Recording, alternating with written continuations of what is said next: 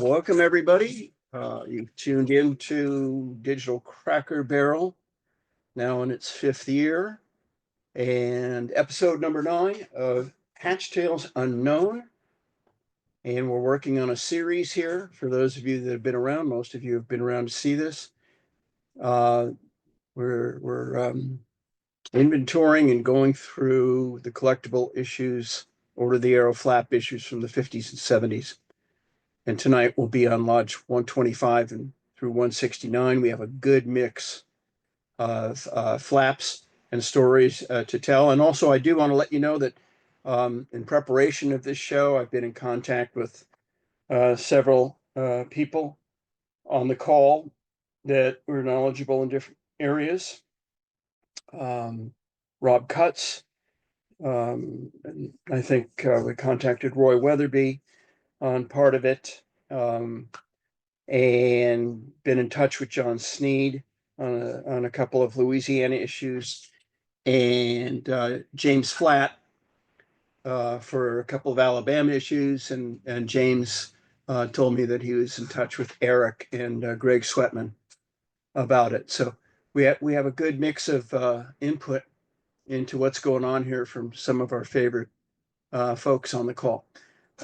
Most of you have seen this, but it's worth repeating, but I'll go as fast as I can. But anyway, here are the rules. You've seen them before. I'll hit the highlights. We're not talking about first flaps here. Issues from 1980 onward are not part of this list. Maybe they'll be a part of a future list one day. And I wanted to make a point about saying that the scarcity rating of the flaps that are in the top flaps list is 4 and above. So 4 is obscure. If the flap isn't at least obscure, it's probably not going to make this list for one reason or another. We're using Blue Book cataloging numbers, and there's some confusion related to that, as we'll see. And the list is subjective. These are my opinions, but I do try and incorporate the historical record, real evidence beyond hearsay evidence. And like we started out talking earlier, there are people on the call and in other places that have good information on the topic that we're talking about. Rating system, again, 1 is most common, 2 is common, 3 is uncommon, and then 4 and above is obscure, rare, scarce, and so forth. For those of you that want to know, well, what are these references you're talking about? There's lots of them, and I've become a real student of going through the historical information in our hobby related to OA flaps. For those of you that really want a good bibliography like this one, you can go to Larry's YouTube channel and pull up any of the previous presentations, where you'll see these references for national listings, regional and state listings, and so forth. So let's get right into it then, and start off with our first lodge tonight, where we left off from last time. And this is Lodge 125, Memeu from Pennsylvania. Now, as we all know, there are some lodges that have never issued a good patch to speak of. Well, they're all good patches, but you know what I'm talking about. From a collector's standpoint, nothing any particular scarcity or rarity to any of their flat patches over the years. And conversely, there's other lodges that it seems every patch they ever made was a good patch. Memeu Lodge 125 falls into this last category. Up on top here, we see their F2, which is just like their F1, only the arrow is pointing to the left instead of to the right. In my estimation, this patch rates a 6. It's a rare top flap, and it's probably as rare as the first flap, but because it's not the first flap, the demand is slightly less. than if it were the first flap. The next one is the S1. And we'll take a look. These next two are cut edge S's. And S2, if you look at the direction of the embroidery on, this is a woodcock. That's their totem, is a woodcock. And you can see it's horizontally stitched dark yellow inside the woodcock. That makes it the S2. If it were vertically stitched, as we see down below in the S3, then, excuse me, this is the S1, horizontally stitched, and the S2 is vertically stitched. The S1 is probably the better of these two. They're both rare flaps. The S1 is extremely rare from what I have seen, and is one of the best flaps from the Lodge. It may even be better than the F1 when it really comes right down to it. All of these flaps were restricted, and they were restricted to one per life in the start and for a long time. And I want to talk about these restrictions for just a second, because it's going to come up in a lot of the lodges that we're going to see and the flaps that we're going to see tonight in tonight's episode. A lot of times these lodges, when they had like a 1 or a 2 per life restriction, then they would run out of patches. They'd get a new order in. The new order would be different, but they wouldn't reset the restriction. Meaning that, let's say you got into the lodge here when the F2 was the flap that they had, and you got your 2 flaps, and then the next year they reordered and they came out with this solid embroidered version of the flap. Well, just because that's a different issue to us doesn't mean in the lodge that it was a different issue to them. And so if this flap was 1 per life or 2 per life, and you got your quota of these flaps, you didn't get to reset and get your quota again just because this one was fully embroidered and the one you got was not. The restriction was pretty much lodge wide. And so in these small lodges that had these restrictions, these lifetime kind of restrictions, and they did not reset when different orders came in different, that starts to really change the scarcity level of these flaps going along, because not everyone in the lodge got all of these different issues, even though they were active members with their dues paid. Up on top, we see the S3, which is a rolled edge version of their flap. This is probably, it's still a 6. It's probably the least rare of the group, and that's a funny way to say it. It's probably the most available flap. I mean, if you see one of these on eBay and they come up from time to time, you're still going to pay a good price for it. They seem to be selling for over $150 to $200 these days, but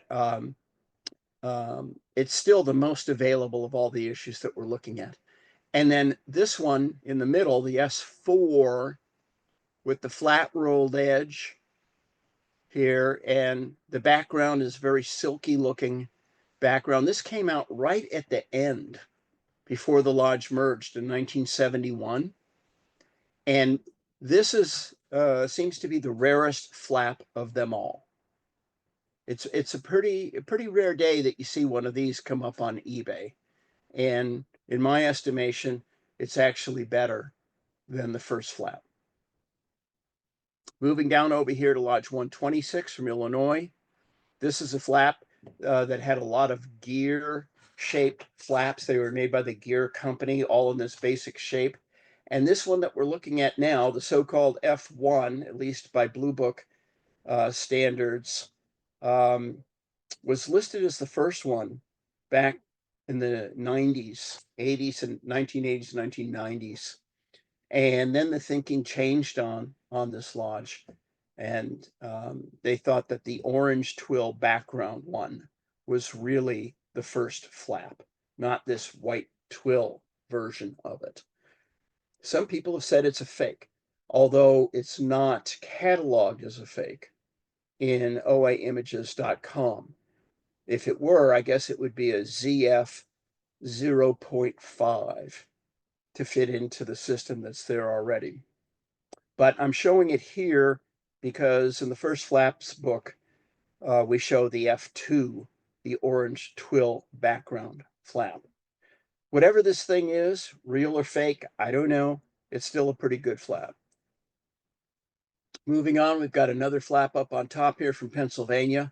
Again, a merged lodge that merged with Lodge 497 back in the early 1970s. This is a Lion Brothers made flap that had some kind of restriction, but it wasn't too tough.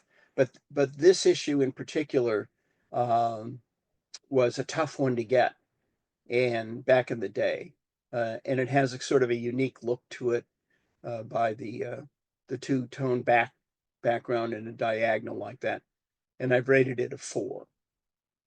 The flap in the middle, Lodge 132, they've made a lot of good flaps over the years. Their first flap looks like this one, but doesn't have a number on it. And this version was a very short run. It came out after the first flap had been out and been reordered many times. It's dated to about 1969. And this one's a beast. It might be well, it is the best flap from the Lodge. I mean, that can be safely said. And it sells for a lot. I've given it an 8. They're really tough to come by. Down below here, we have one from North Carolina.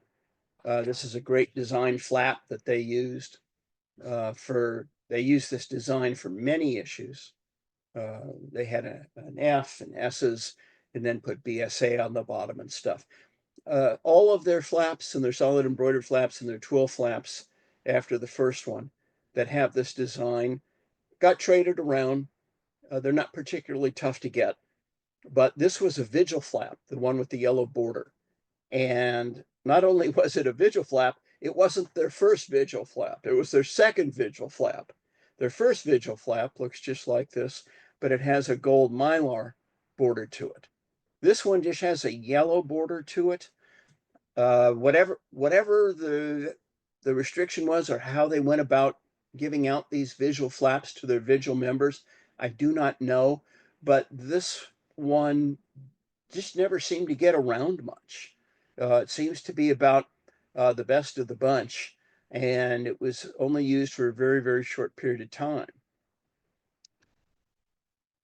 Now we move on down to Alabama, where we have another lodge that's issued just a lot of great patches over the years.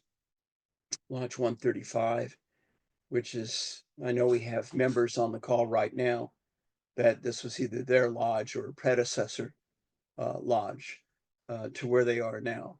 And so let's go through them.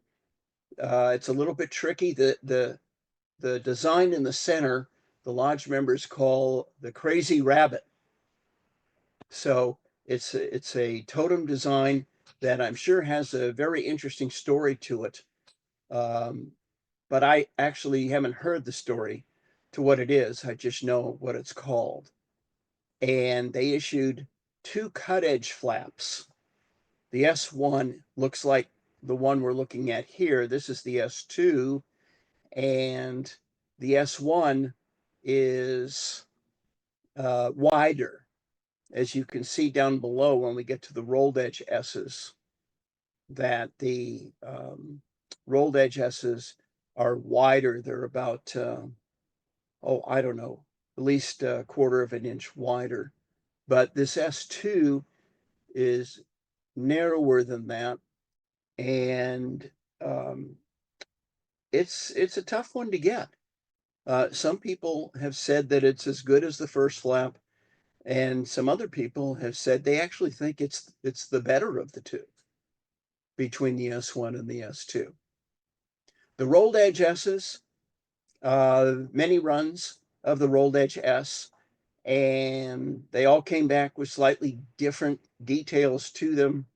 when we take a look at this group, the middle one and the one down below, I've put arrows next to areas that you could look at, like this is the neck over here. And you can see this one has a black outline on the neck. Then we move down below and we have this one over here that does not have a black outline. And then another area to look at is the toes. I like to look at the toes on these.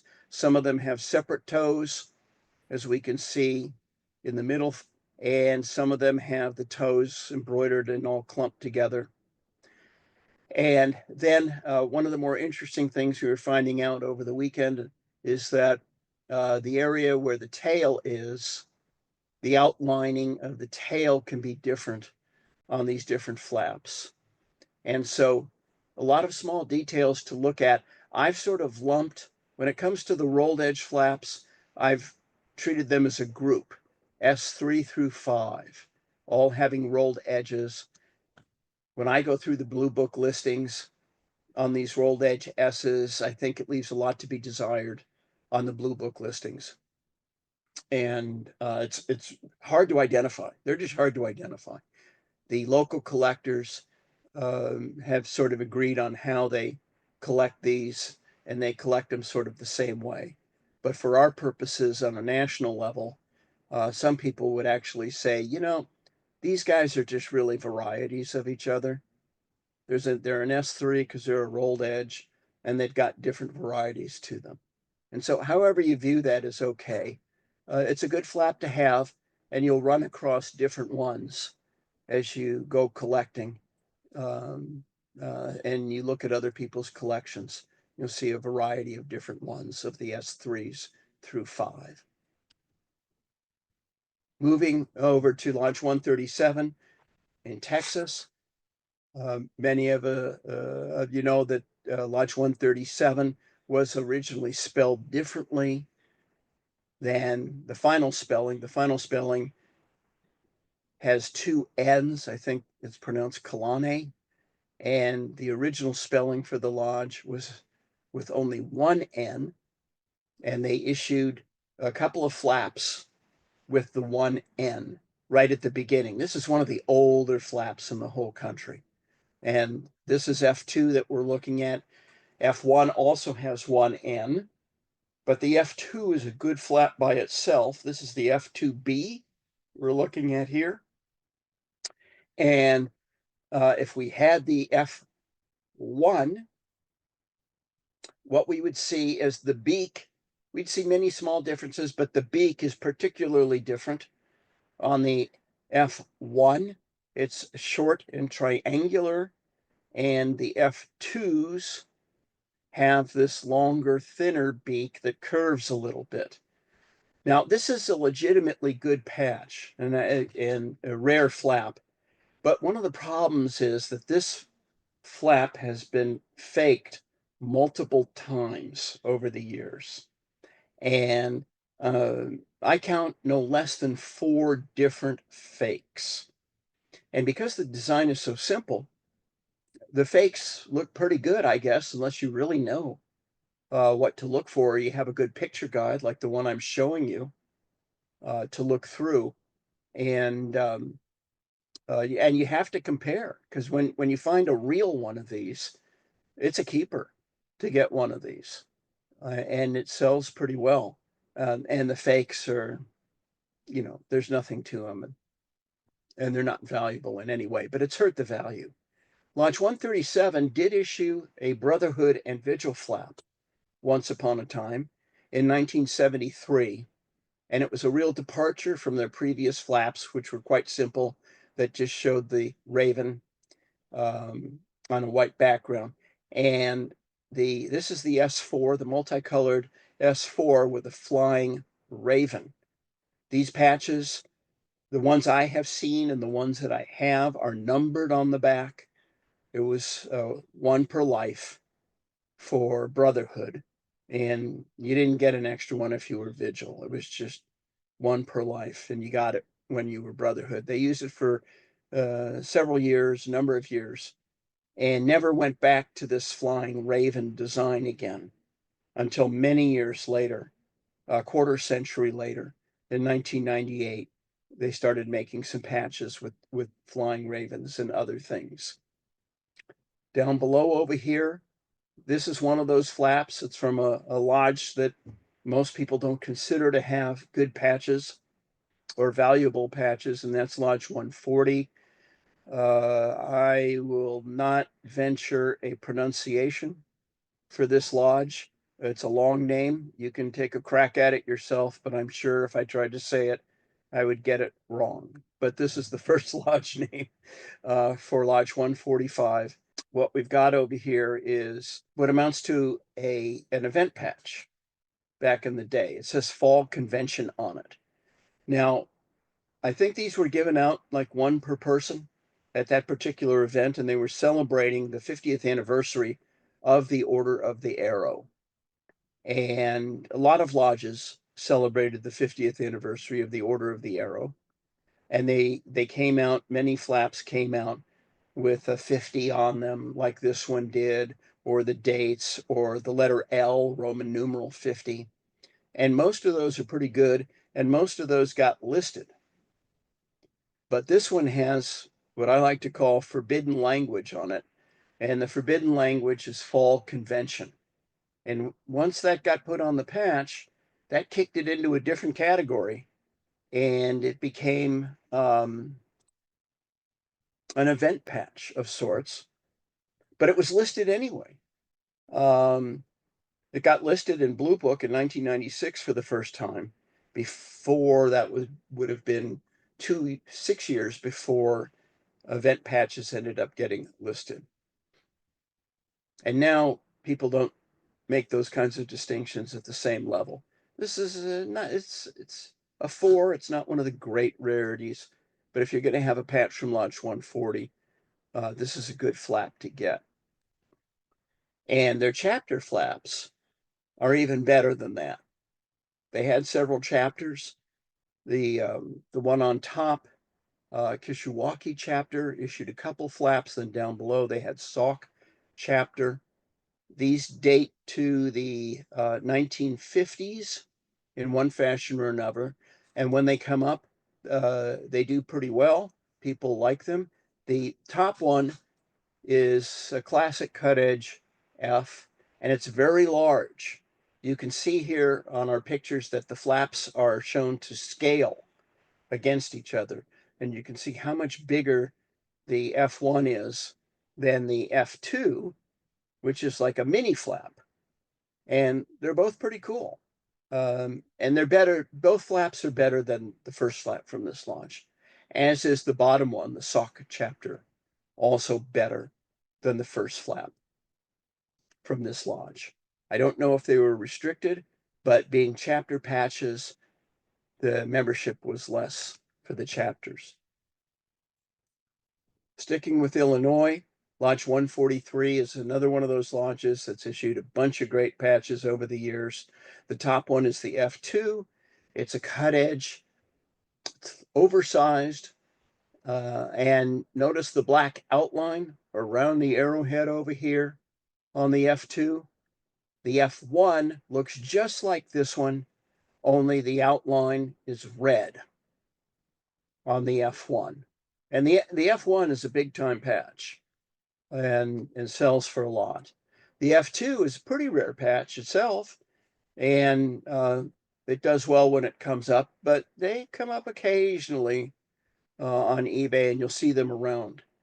Then they went to, in the mid-1960s, they went to a rolled edge flap, and they went back to the red outline. And this is the F3, and they went back to the red outline on this flap. Again, these were restricted, and they were typically single run patches. This was a lodge that was small enough that if they ordered a run of patches, they were going to last at least a couple years before they went through them, the way that they restricted them. And then in 1966, the lodge issued 2 flaps, but I'm only showing one of the 2. I'm showing the S1. Now, the F4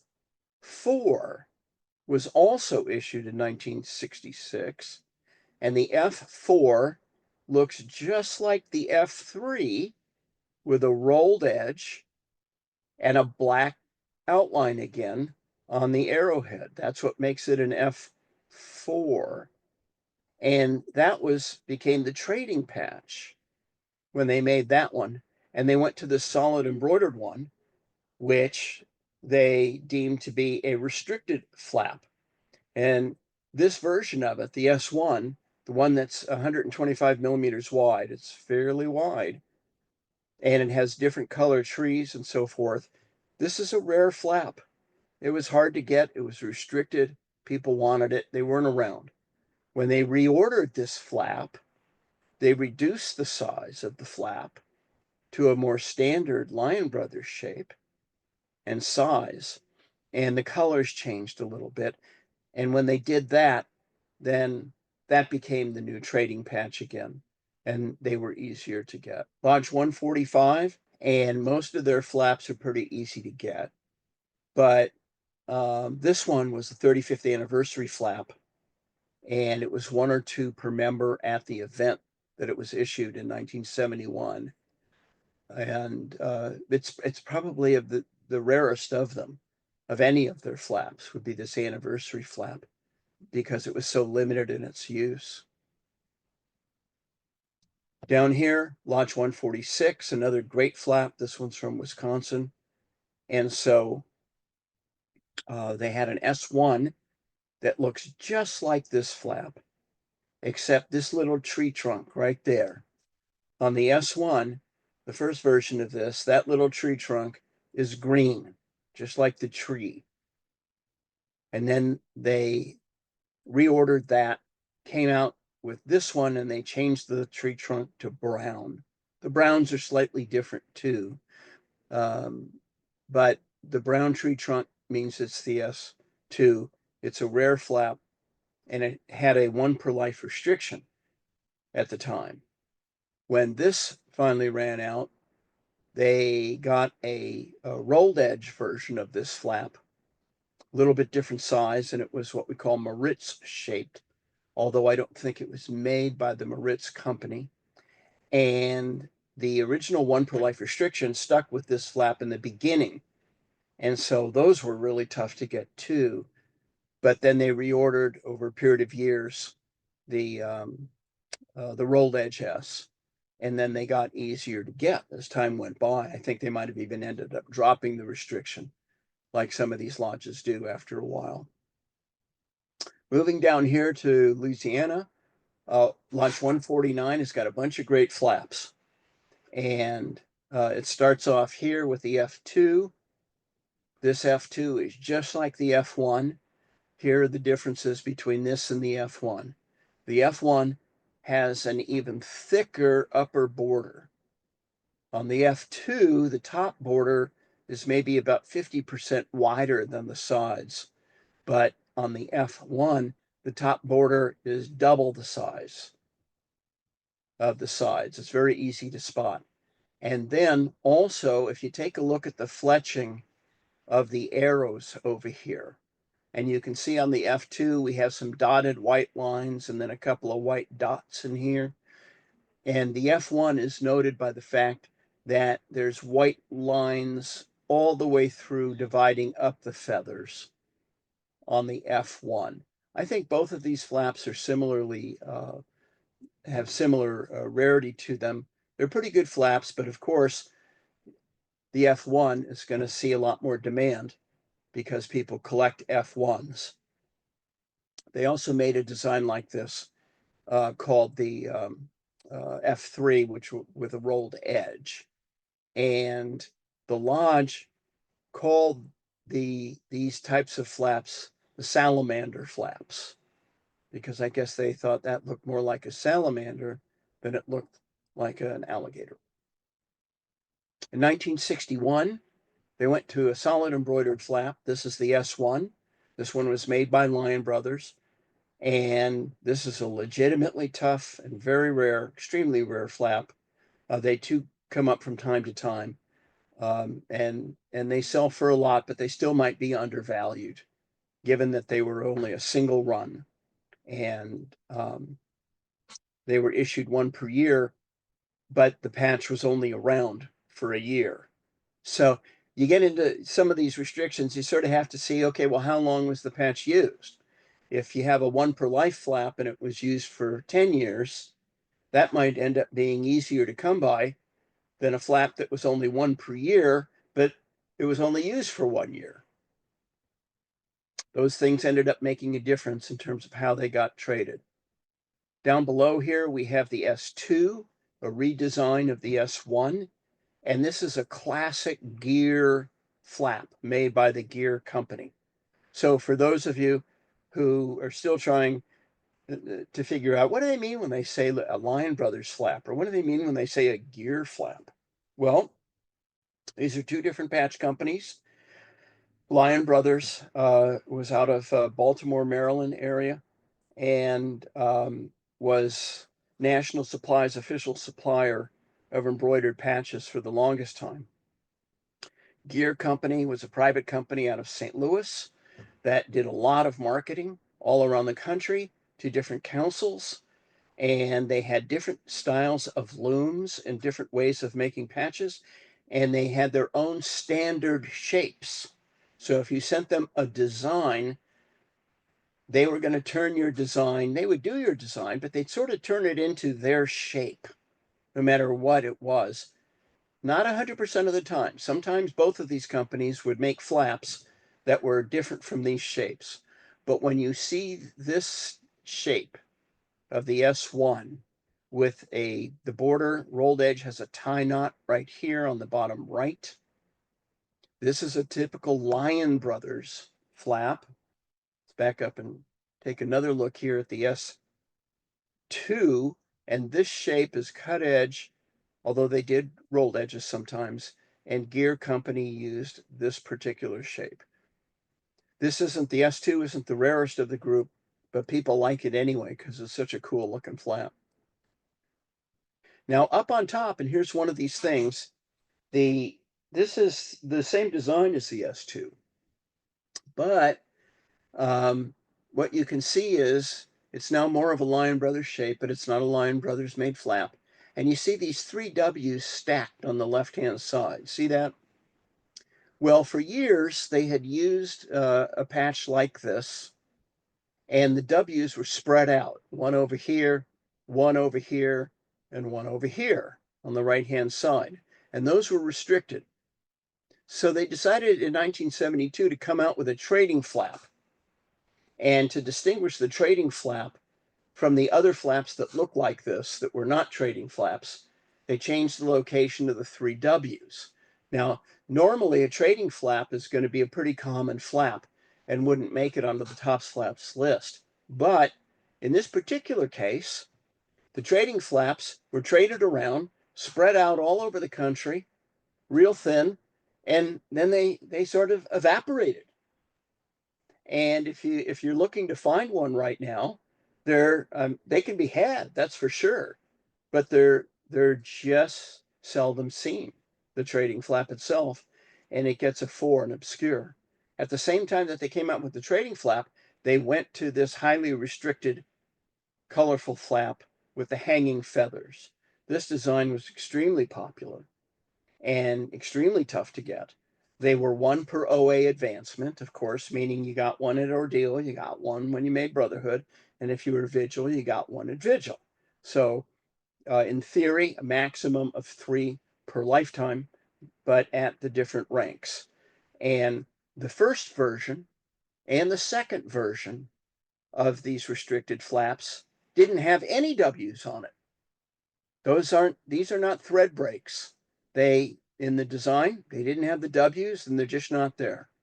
The difference between the S6 now we're talking about for the first one of this design and the one that followed, the S7, is take a look at the water and take a look at the ground in front. Now, on the S6, the first of them, the water is vertically stitched and the ground is vertically stitched. Then when they reordered it, it came back and the water was horizontally stitched and the ground was horizontally stitched. Whether they decided to do that on purpose, I don't know, probably not. But these are the kinds of things that happen. It wasn't intentional, let's say, but these things happen, and then they become very collectible as people try and get them all to fill in their collection. It turns out that the S7, the second time this was made, is probably the best of the whole group. I mean, they're very close together in terms of their scarcity, and right now these days they sell for a couple $100 or more when you see them come up on eBay. The problem is trying to collect the whole set. There's 4 of them to collect, and we'll see 2 more right after this. And so to get each of the 4, that becomes a more difficult challenge. They were restricted and they did not stick around a long time. So the first version was issued in early 1972, and then they ran out 2 years later, and then the S7 was issued in 1974. We talk about this thing about resetting. Does the restriction reset? So this flap design had a 1 per OA advancement restriction. The S6 did. The S7 had a 1 per OA advancement restriction. But when the S7 came out and it was a little bit different, you didn't get extra ones. You couldn't buy an extra one because it was different. If you were in the lodge when the S6 came out, and let's say you were a vigil member, let's say, and so you got all 3 of your flaps during that 2-year period that it was around. Then they reordered it, and the reorder was different. You didn't get to buy an extra one of these because you already had your fill. You had your restricted ones, and that made them harder to get because they didn't reset the restriction. This is the S8, and in this version of it, several differences, including they finally added the W's over here on the left in the same place where they were on the trading flap. This one I still rate as a 6. It's just as hard to get because it was 1 per OE advancement and it didn't reset. The restriction didn't reset. And what I thought was interesting was it appears that when they came out with their next one, S9, in 1978, they added a red fleur-de-lis over here on the side. And you would think, well, if you're going to add a fleur-de-lis to the flap, certainly you should be able to get one of these now if you had already received the previous ones. And apparently that was not the case, that the simple act of adding a fleur-de-lis means something to a patch trader, but as far as the lodge was concerned, this was just still the restricted flap. And so that made all of these flaps more difficult to get. Right now, and we're up through with this 3rd installment of top flaps, right now Lodge 149 has more flaps on the top flap list than any other lodge in the country, which made John Sneed very happy. Moving up to Lodge 151, which is in Ohio. Lodge 151 is known for having made a lot of issues, all of them very easy and common to get. And their F1 is pretty good, but the issues that came thereafter are all pretty common. And when they came out with this woven back in the early 1960s, these didn't get around much. I'm not sure that they were popular. A lot of these early wovens, the lodges didn't like them because of the look and how they held up on washing, and they didn't hold up very well if the uniform was washed a lot. And the 151 woven ends up being possibly the best flap from the lodge. Lodge 153, Dakota from Wisconsin. They issued a total of 3 flaps. The first one, their first flap is a cut edge solid, a very large one, which is one of those killer flaps that has, I think, a 10 rating, number 10 rating. And then in the mid 1960s on the reorder, they came out with a smaller rolled edge version of the flap. Then they merged in 1972, and shortly before the merger, these S2s had run out, and they reordered the S3, probably not, again, not intentionally. This is just the way that it came back after a few years. And so the restriction eased a bit. They had a no trade restriction.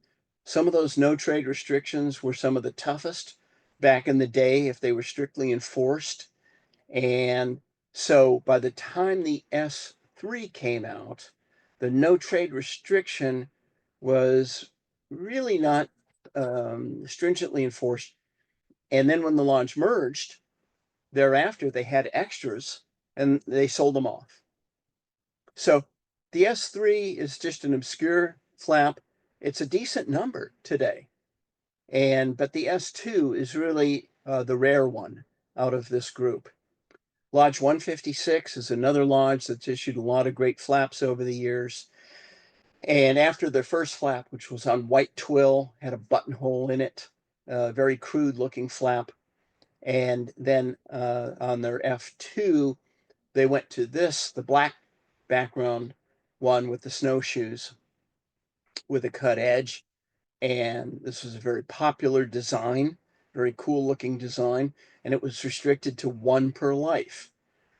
For those that don't quite know the geography around the Great Lakes in Michigan, there's that place in Michigan called the Upper Peninsula, which is above the main part of the state where Marquette, Michigan is. And that's where this is from. It's pretty geographically isolated from the rest of the continental United States. And so sometimes these guys, the lodge members, would go to national functions and so forth. And they went through other periods where they didn't seem to circulate much. And their flaps were tough enough that the listings, the blue books and the other listings of the day were not picking them up. They were that rare. They weren't going into people's collections. And sometimes it took years for some of these issues from Lodge 156 to actually show up in the blue books, the original blue books of the day. The best one of the group is this one in the middle, the F3, which uses the same design as the F2, but it came out with a rolled edge. This was a short run, possibly a partial run, not even a full run. And being restricted one per life, no trade, they became impossible to get your hands on. And this one's rated a 7. And the value that it goes for today justifies that 7 rating. Then they finally came out in 1966 with a solid embroidered flap with a black background, kept the same design, kept the same restriction. But this is an example, like we talked about just a minute ago, where you have a 1 per life, no trade flap, but then you reorder it and you use it for 10 years. And so it's around for such a long time that they do start to get out. And they're not as tough as some of these earlier ones that only were around for a year or two. At the same time, in the mid 60s, they came out with a trading flap. And the trading flap has reverse colors. So the background is yellow, the border is black, the writing is black, and it still has the snowshoes and looks the same. And they've used the trading flap, yellow ones, and the black restricted ones simultaneously for decades, adding BSA, adding fleur-de-lis, making it as a CD. This is one of the lodges that's kept its basic design over a period of decades. Here's another one from Illinois that drives a lot of people crazy because of the way that it's been listed over the years and the number of varieties that they had while these patches were in use. On top, you see a cut edge flap. Down below in the middle, you see a rolled edge version of basically the same flap and design. And there are some lodges that would only order enough flaps to satisfy how many they needed for their ordeal members every summer. This isn't the only example of that. And this was one of those lodges. They would order just enough to make it through 1 or 2 summers or years. And then they'd go back and do it again and reorder it again. And each time they reordered it, there were slight differences when it came back. Now, in the beginning, the lodge could care less about those slight differences. But because of you and I and the rest of the collectors, slight differences mean a lot to us, and we want to collect these things. And so trying to figure these out with the Lodge 157 Lequenise is very, very challenging indeed. And the Blue Book, while we had very good input in our regional editors from Illinois and Region 7 were very good at what they did, it still created a difficult situation. And so the listings today seem a little bit jumbled up in a way, but I'll try and sort out a couple things for you. The top one is an S2 with a cut edge. Now the S1 looks just like this, except for the fact that the brown in the S1 is dark brown. And in the border of the turtle is dark brown. And in the S2, it's sort of this medium kind of red-brown kind of color. That's the basic difference between S1 and S2. Again, all of these flaps were either 1 per OA advancement, or sometimes they might have had a lifetime restriction. Hard to track it all the way from 60 years ago. Then they came out with a rolled edge version of the flap and in the rolled edge, you can't obviously deal with these little notches in a rolled edge. You have to go around the notch, as we see. You can't cut it out like you can on a cut edge. And so they went around the notch, and the notches are filled in with brown. This is the only version like this. And this is the distinguishing characteristic of this issue, that the notches are filled in with brown. Then later issues and varieties just had the notch filled in with yellow, and they made lots of those. So if you're trying to figure out what to collect from this lodge, you may decide for yourself, well, I like the design, I'll get a cut edge one day, and I'll get a rolled edge one day, and that should probably serve your purposes very well. But if you're an Illinois connector or you're from this lodge, then you start digging deeper into this stuff. So I've lumped the S4 through 7 together, and to give you a sense of how complex these are, of the S4 through 7, there are 7 different varieties within the yellow notches patches. 7 different varieties. And if that wasn't complicated enough, some of the local collectors now say, well, this one that's been called S3, that one came out after this one called S4.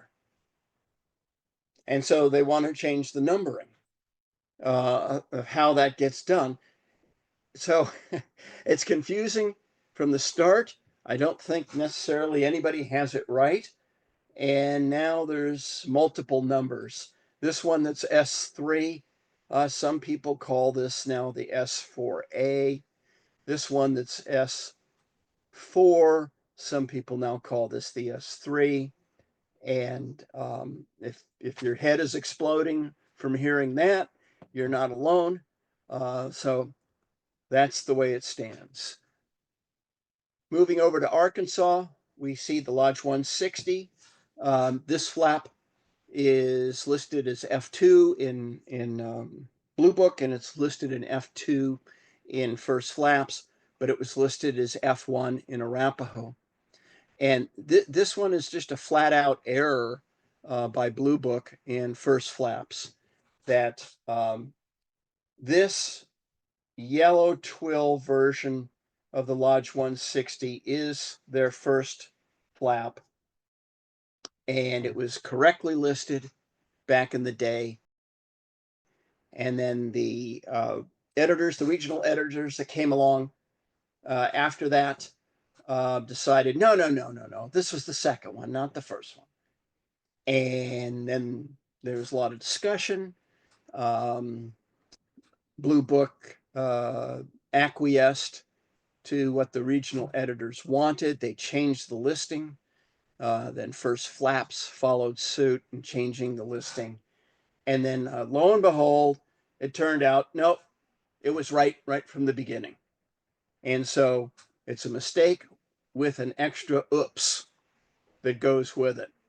It's pictured here in top flaps because it has an F2 listing and was not shown in the First Flaps book in 1998. So you see it here now. But this truly is the first flap, and it deserved its F1 title when it had it. The Lodge 161, they've issued a bunch of good flaps over the years from Virginia and Lynchburg, Virginia.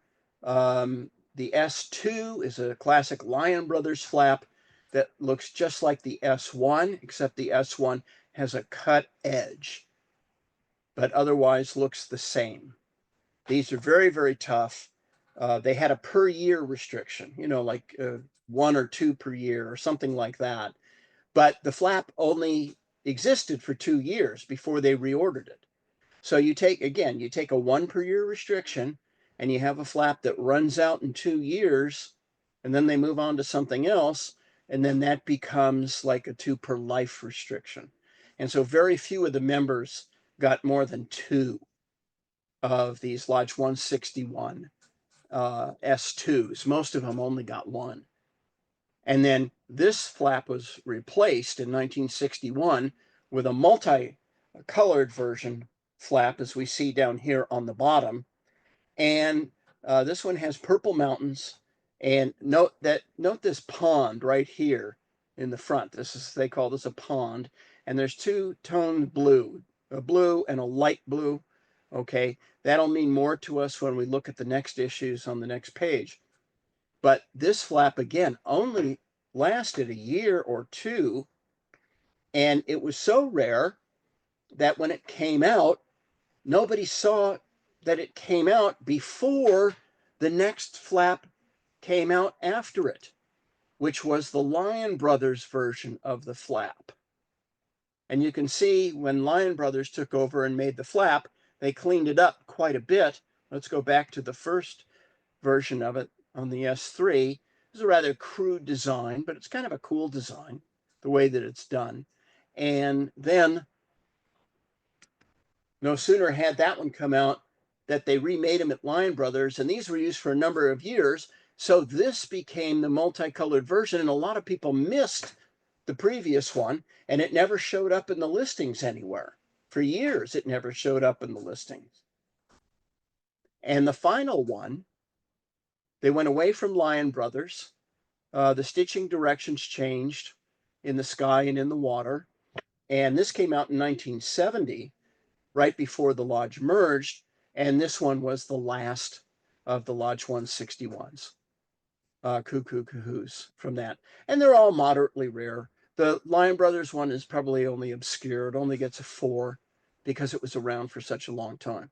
The new Lodge, Tutelo, they moved their headquarters to Roanoke, excuse me.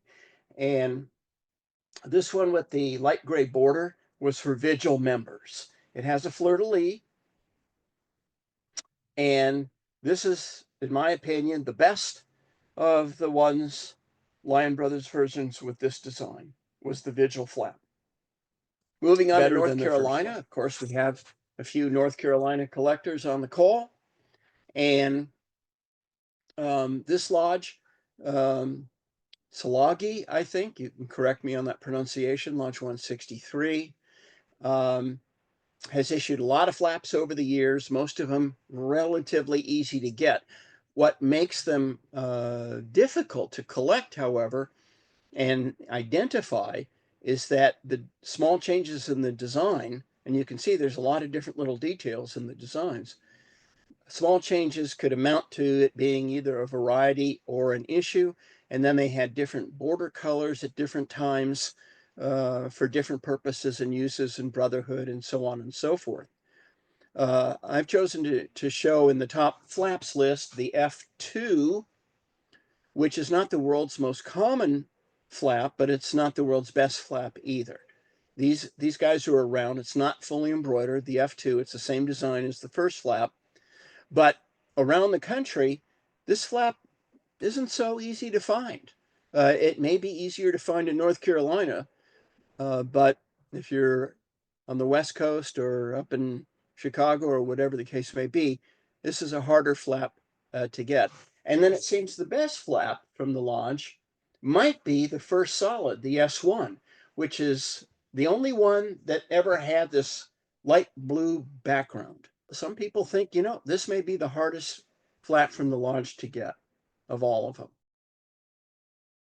Moving on to New England and Massachusetts, we have Lodge 164 Manomet, and their first flap is a Lyons Brothers, a classic Lyons Brothers twill. This is the second flap up here. Now, here's what I want you to notice on this flap. I want you to notice that the arrow points to the left on the F2. The F1 looks identical to this flap in every respect, except the arrow points to the right and the fletching's on this side. Well, it turns out that that small little difference sort of escaped detection for 5 or 6 years. And when this F2 came out, it was not immediately cataloged, or maybe it wasn't even noticed that this F2 was different than the F1. So it wasn't in any of the old listings from the 1960s.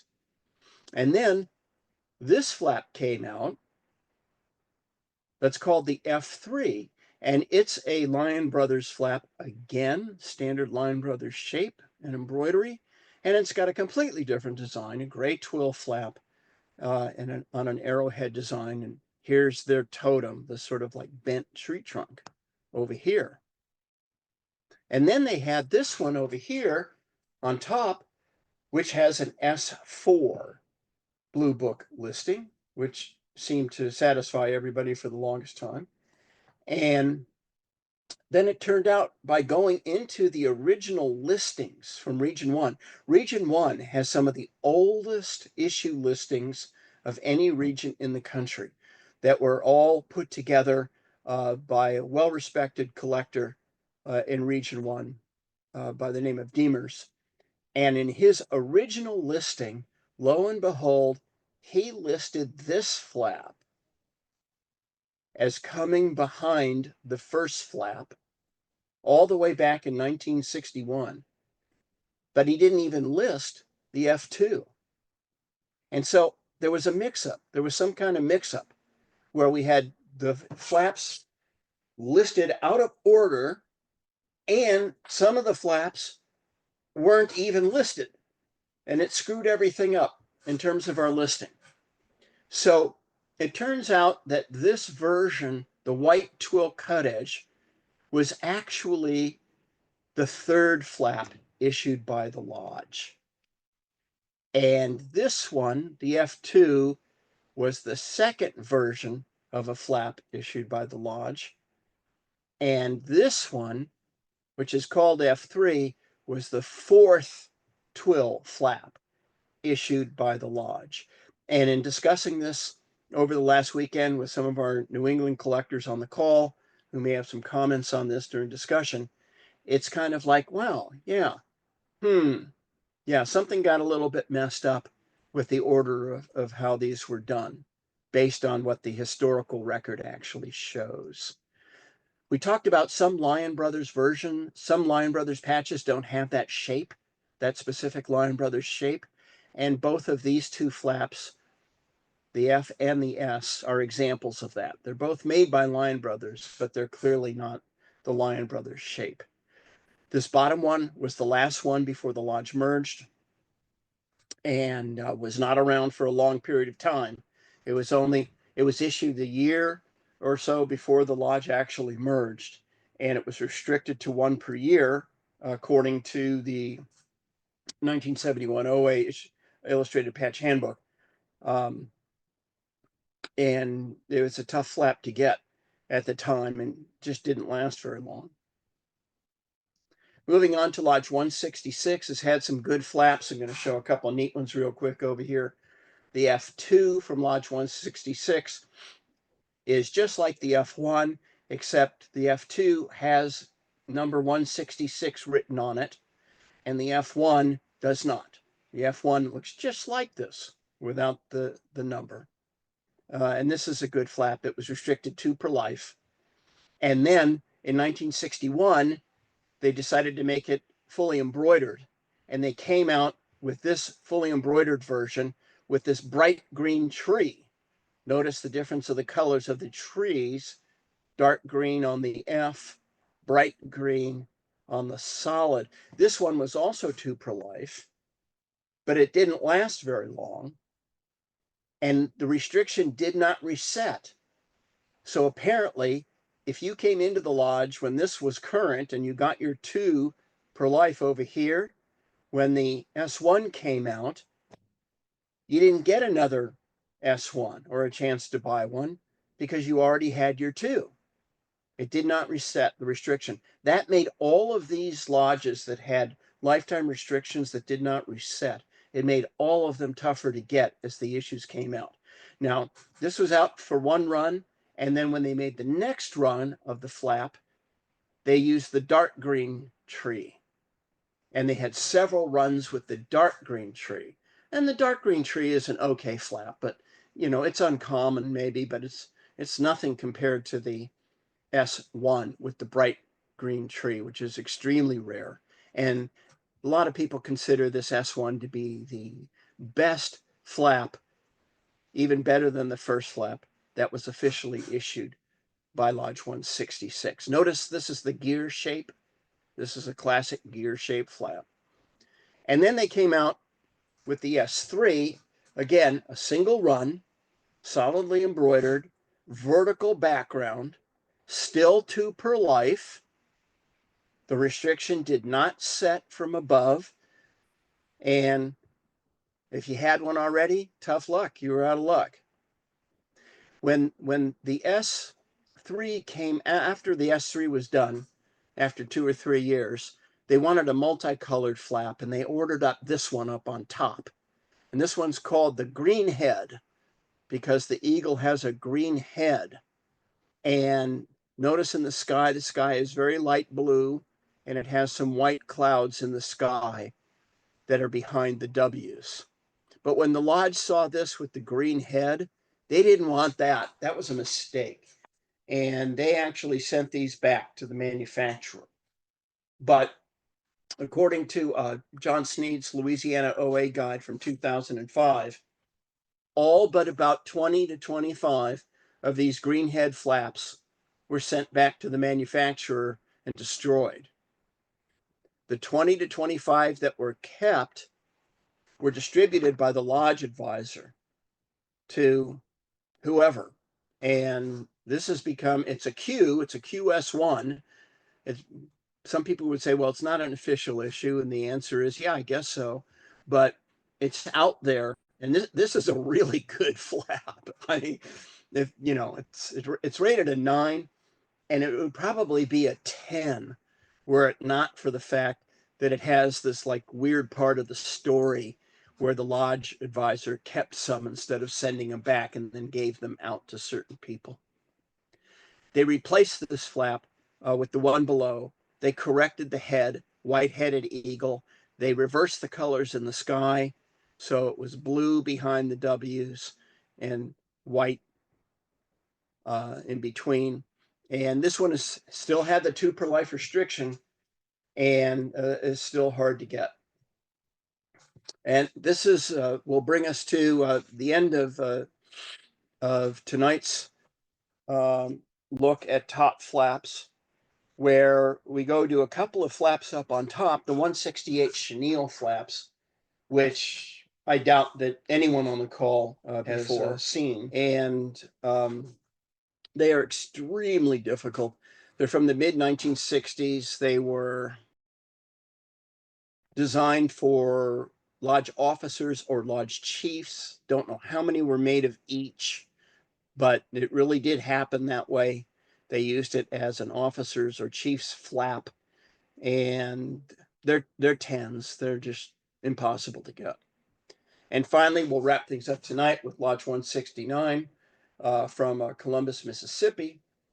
And this design was always very popular, of the white heron flying on the blue background, dark blue background like this. They made several versions of this. The F1 looks like this. The first flap looks like this, with a cut edge and kind of a squatty, narrow shape to it. And then they went to a gear shape where they made it as a cut edge. They made it as a rolled edge. They made it as a solid. But in between all of that, they made this one. They got it made at Lion Brothers, and had one run, and it was Lion Brothers shape. It came out in the early 1970s, and it's the only one like this, and it's generally considered to be the best of all of the Lodge 169 flaps, behind the first flap, which is considered to be tougher than this F4. So it brings us to the end of our show tonight. I'm Jeff Morley. You've been watching Patch Tales Unknown, Top Flaps After the First. And we'll see you back here next time when we go from Lodge 170 to into the 200s on Top Flaps.